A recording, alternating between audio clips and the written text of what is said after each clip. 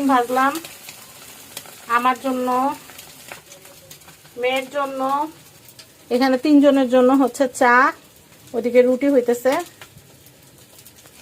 ডিমের তেল তেমন ভাবে নিছি যেন একটা ডিম ভাজার পর যখন আরেকটা ডিম ভাজবো তখন যেন কড়াইতে অবশিষ্ট কিছু না থাকে, কারণ আমি ওয়েস্ট করা পছন্দ করি না।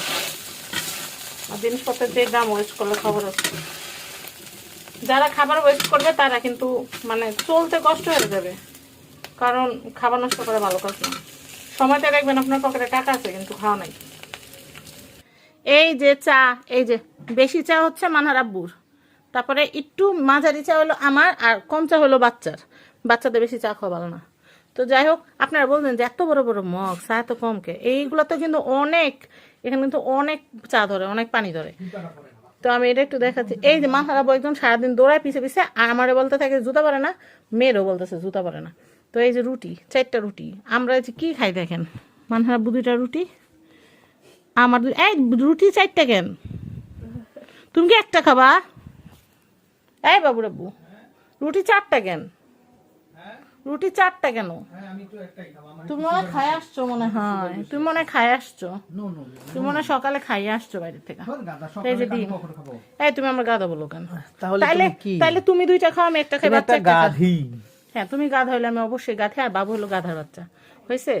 এই যে দেখো, এই যে এই হচ্ছে আমাদের নাস্তা। আমার জামাই সারাদিন আমার গাদা গাদা করতে থাকে সারাদিন।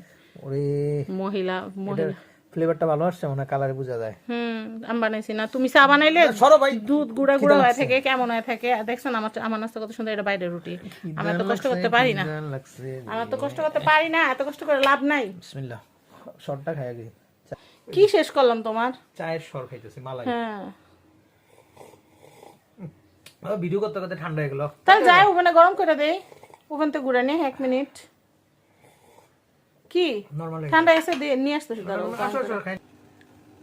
আমার স্বামীর দ্বারা নাকি চা নাকি ঠান্ডা হয়ে গেছে, হইতেই পারে ওনারটা আগে ডালছে আমারটা পরে, তা আবার একটু গরম করে দিই ওখানে। তো এই যে মিনিট দিয়ে দিব, 1 মিনিট দিয়ে দিই, তাইলে হবে। আমার এটা শার্পের ওভেন, এটা অনেক ভালো, এখনই গরম হয়ে বেরো আসবে। এই যে দেখছেন ভিতরে ঘুরতেছে, ওই যে চায়ের কাপগুলো দেখছেন, মগগুলো ভিতরে ঘুরতেছে। টেম্পারেচার মগ হওয়ার কারণে কিন্তু ফাটে নাই, নর্মাল মগ হলে কিন্তু ফাইটা যেত। আমি লাইট বন্ধ করে এতে ধরে রাখছি, কারণ আমি দেখতেছি যে কোনো কারণে চা বলকায় পড়ে কিনা, বলকায় নিলে সাথে সাথে স্টপ করে দিব। এই যে টাইম শেষ, এখন এই যে চা, এই যে চা গরম হয়ে গেছে। এখন এই গরম গরম ধোয়াটা চা খাবো।